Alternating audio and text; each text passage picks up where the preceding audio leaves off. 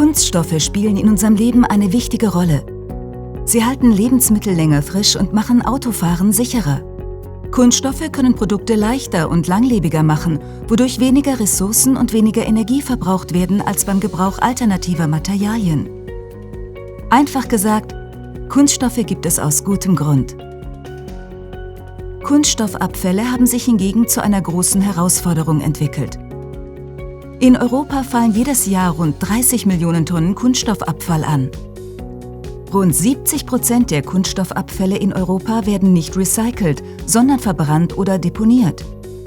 Die restlichen 30% werden recycelt und das fast ausschließlich mechanisch. Obwohl das eine beeindruckende Leistung ist, müssen wir insgesamt noch besser darin werden, Kunststoffe im Materialkreislauf zu halten. BASF möchte mit dem ChemCycling-Projekt einen Beitrag zur Bewältigung dieser Herausforderung leisten. In diesem Projekt arbeiten wir mit Technologieunternehmen zusammen, um das chemische Recycling in großem Maßstab umzusetzen. Chemisches Recycling ermöglicht, Kunststoffabfälle zu recyceln, die nicht mechanisch recycelt werden können. Von Reifen über verschmutzte Verpackungen bis hin zu gemischten Kunststoffabfällen. Unsere Partner wandeln diese Abfälle mit einem thermochemischen Verfahren, der Pyrolyse, in Pyrolyseöl um. Wir verwenden dieses Öl als Rohstoff in unserem hocheffizienten Produktionsnetzwerk. Im Verlauf der Produktion lässt sich das Pyrolyseöl nicht mehr von anderen verwendeten Rohstoffen unterscheiden und landet in verschiedensten Produkten, die in unserem Produktionsnetzwerk hergestellt werden.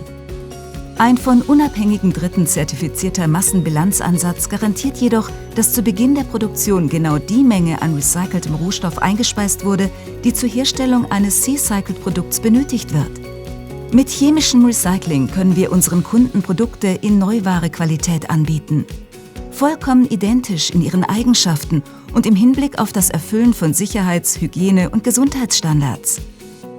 Damit wird es möglich, recycelte Rohstoffe in der Herstellung von Produkten zu verwenden, für die dies bisher nicht möglich war. Darüber hinaus hilft uns das chemische Recycling, den Einsatz fossiler Ressourcen zu reduzieren. Außerdem werden im Vergleich zu aktuellen Verwertungslösungen wie der Verbrennung CO2-Emissionen eingespart. Dieser technologische Fortschritt ist ein großer Schritt in Richtung einer Kreislaufwirtschaft für Kunststoffe. BASF. We create chemistry.